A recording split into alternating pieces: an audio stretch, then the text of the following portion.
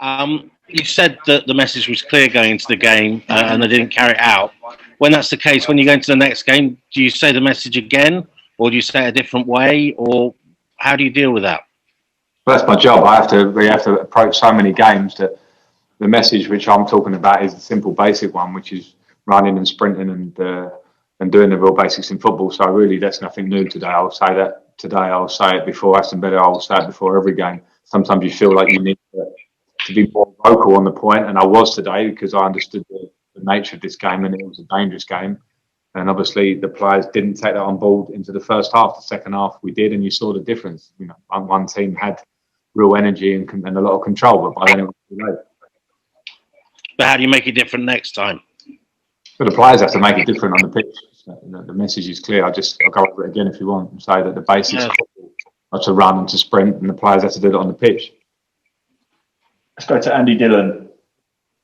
Hi, Frank. Can you hear me okay? Yes, I can, mate, yeah. Hi, Frank. I just wondered, the West Bromwich Albion away performance was seen as a bit of a landmark. In that game, your team came back from 3 down and got a point. You kind of set about that a bit, but you didn't achieve it today. Is this worse than that one in what you've seen? And I just wonder how far back do you think today has set you in terms of your plans for this bunch of players? Well, it set us back 3 points in the short term, and out the first half was certainly our worst performance of the season, as far as I saw it, because it lacked the energy. And I think at West Bromwich Albion, I think there were sort of clear errors and culmination of things that went against us in the game a little bit, and the lads turned it around, to give them credit. Today, the way we approached the first half on pitch wasn't right. So it certainly is something. We're seeing it a lot this season. We've seen some crazy results. So a lot of teams, there's some ups and downs, and at the minute we're in a position where out of the last 4 games, we've lost 3 of them, 1-1. So that needs a reaction. Physical fatigue.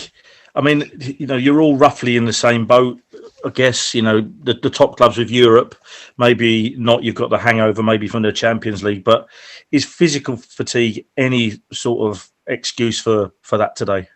Not today, no. So how do you re-energise physically your players now? Because you play again in 48 hours. Yeah, there'll be some changes, and I know that anyway. That I'm certainly not going to bang the drum about the quick turnaround after our performance today. It's not the important point. But to play in 2 games in 2 days, we have to make changes anyway. Some of them will now happen as well because of how the game went, and people will have to come in and inject the energy and the personality. These are normal performances. Normally, the reason we went so many games unbeaten was because of that. So we've come off that, and we must come back on it quickly. I think some of it is maybe where we're at as a squad. People wanted to talk us up as title contenders. I never accepted that as the case because we're not there. That takes time to build.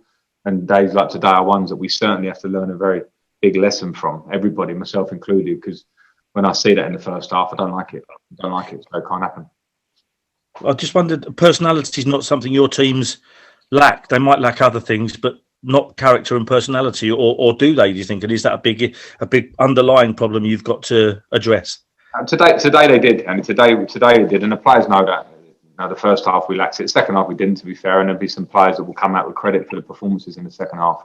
But today we did. I'm not going to generalise that that's the case because it's not. But today we did, and football will punish you if you do turn up and have that sort of lack of the basics in your game. Thanks, Frank. Cheers, Andy. Let's go back to Ian Bolton. Hi, Frank. Listen, a question about Aston Villa. What do you sense is different about them this season? Well, I think they're a good team with very good individual players. I thought they obviously added to their squad in a very good way in the off season. Good manager, good coaches, good players that are playing well. They're in a really good time at the moment. So I'm not completely surprised by it, but it's obviously going to be a tough match. Sure. I mean, how impressed are you by their current run? It's 4 clean sheets in a row. Do you see John Terry's influence in them defensively? Yeah, I'm sure John has an influence because of one of the great, in my opinion, the greatest centre backs has played in the Premier League and for England and in the world for a long period of time with an absolute wealth of knowledge of the game. So his input will be invaluable to Dean Smith and all the staff. And obviously the team are working hard, and you've seen a real big uplift in them. And I'm sure there's a lot of work behind the scenes through John and all the staff there. Wish you well, Frank. Thank you. Let's go to Sammy.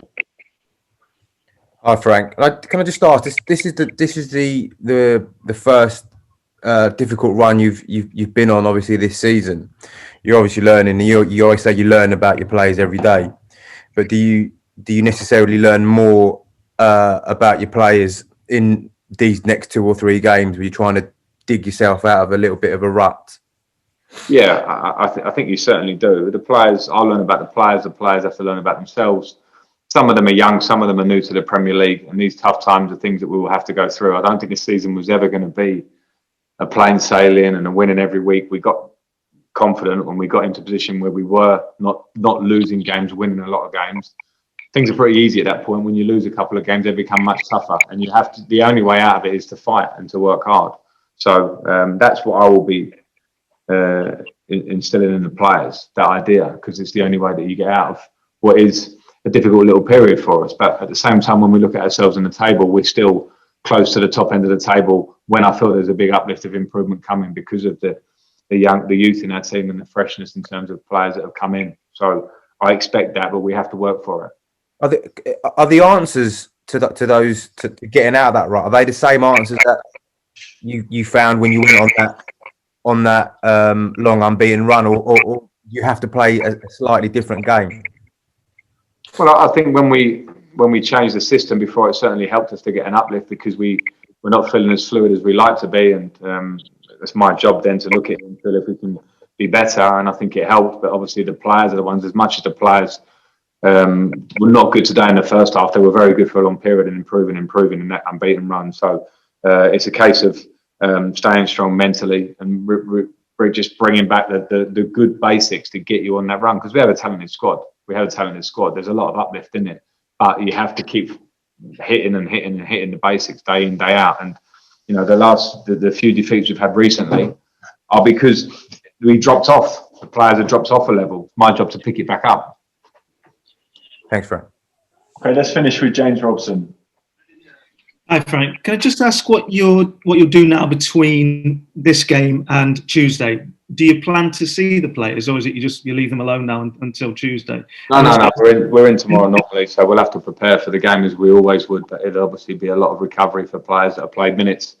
Some of the players that haven't played today have done some work on the pitch afterwards, and we'll prepare for Villa as we normally would, in terms of we're looking at them and getting ourselves right. And Ziyech? He won't be fit. Thanks. Okay, thanks very much, everyone. Thank you.